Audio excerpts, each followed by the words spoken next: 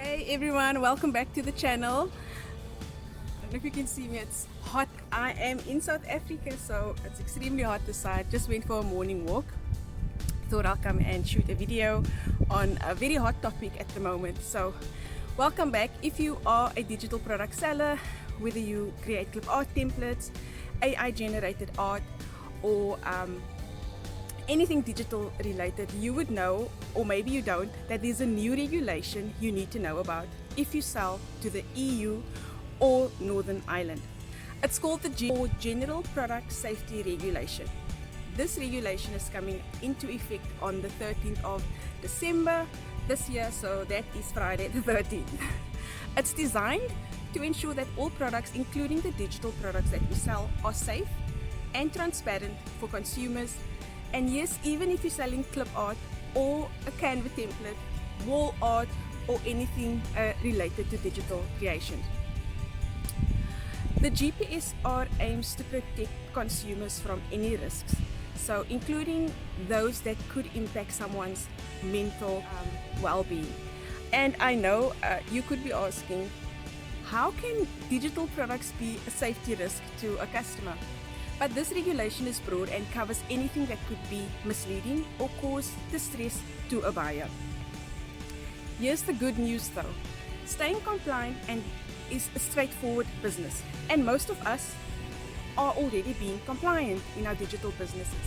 So here's what you need to know to include and what you need to include in your digital product listing so that you are compliant to the EU or those selling to Northern Ireland. Your contact information, add your name and your email address, or a link to your contact form. So just make it easy for a customer who purchased something from you to easily contact you, reach out to you if there are any problems. Number two, what you need to include in your listings is have clear product details. I mean, that's self-explanatory. Of course you want to be clear because you want to sell a product to someone who's looking exactly for what you are selling.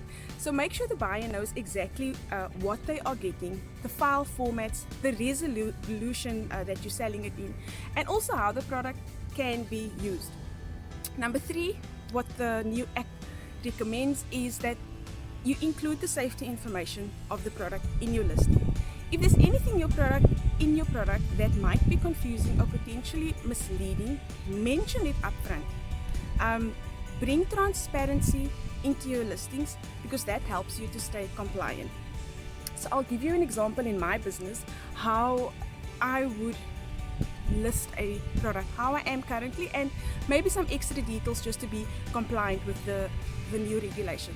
So let's say I want to sell a fairy garden clip art bundle. So firstly, the title will be clear: Fairy Garden Clip Art Bundle, and the extra information that normally goes with it. I would include in the listing how many downloadable files you'll be getting. So in my case, 20, 30, 40 PNG at a resolution of 300 dpi. I will include the format, so I will mention that it's transparent and that it doesn't have a background, or that it does have a background and it's not transparent. That would avoid any confusion, or the customer won't feel misled. Very importantly, to include your contact information, as I've already mentioned earlier. How can they get hold of you? What is your contact information? Perhaps for me, name Clip Artistry Heaven, contact support at Clip Artistry Heaven, my email address, and then also I would say I would include the license terms, and this is something that is very sort of a gray area, especially in digital products. I see a lot of people buying a digital product and they are assuming that they can sell the product as they've bought it, which you can't unless it specifically states that you can, or it's an MRR product with master reselling rights, etc. Generally, when you buy a digital file, it's really for an end product, which is a physical file. So just to wrap up, it's just a few details to ensure you are meeting the requirements. This way your listings are compliant, your customers are informed, and you're avoiding any regulatory issues. Now, While I speak from a digital point of view, the act is very focused on physical products, but they have included digital products. So I am just speaking from a digital point of view. But what I do know from a physical point of view, that it's applicable to all non-food physical products that you are selling in the EU or Northern Ireland. Okay, so again, this regulation takes effect on the 13th of December, which is in a couple of days. I would advise you to make sure your listings are updated. I've got 800. So I would start making sure that all the requirements that the Act prescribes is included in your listing, all your listings, and reach out, I think, to Etsy, reach out to your marketplace that you're selling on, just to find out like if your listings are compliant or if they've got any further advice to you. So I just want to say, don't stress, be calm.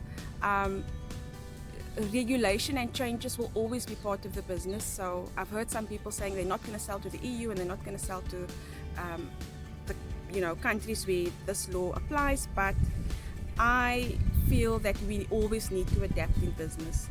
So instead of losing that market, and I do get a lot of customers in the European Union.